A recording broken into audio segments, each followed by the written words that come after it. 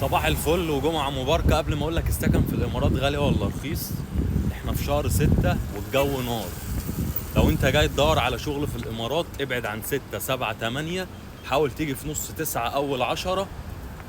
مش عشان ان مفيش شغل او الكلام ده، عشان الجو نار. انت هتنزل تدور على شغل، ده الراجل بقى اللي جاي جد وجاي عايز يسعى وياكل لقمة عيش ويجتهد ويتوكل على الله كل يوم الصبح كده زي ما كنا بنعمل الساعة 8.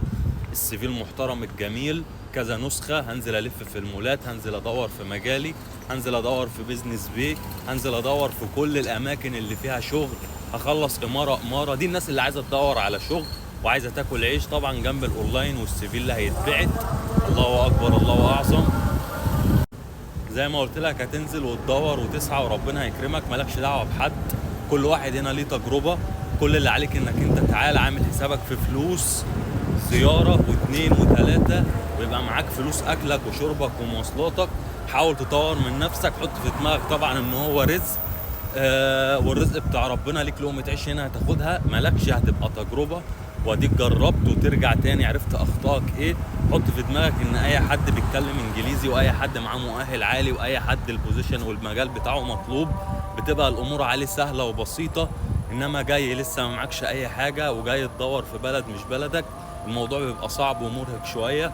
ربنا يكرمك ان شاء الله. لو لقيت اي شغل باي رقم باي مبلغ باي حاجه وهتمسك منه اقامه اقبل بيه وطور من نفسك وانقل على شغل تاني، على الاقل تجيب مصاريفك وتجيب اللي انت صرفته.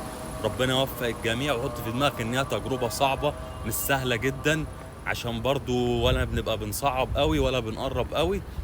كل اللي انا عايزك تحطه في دماغك ان هي تجربه، عشان ما تندمش او تزعل عليها. سالف فلوس، هتبيع دهب، هتعمل الكلام ده كله، بلاش الكلام ده. خليها من وسع. ربنا يوفق الجميع ويصلح حالنا وحالكم. السكن في الامارات بيبتدي من 500 درهم في دبي، سراير ب 500 وب 450. مش مطلوب منك ابدا انك انت تيجي تعيش في استوديو او تقعد في بارتيشن او ايا كان. معظم الشغل كتير قوي بيوفر سكن، سكنت على حسابك انت بقى ودماغك. ممكن تقعد مع ناس، ممكن تقعد لوحدك، ممكن تقعد انت واحد صاحبك في اوضه. اي حد محتاج اي سكن باسعار حنينه، في شاب مصري كويس بيجيب سكن على قد اللي انت عايز تدفعه.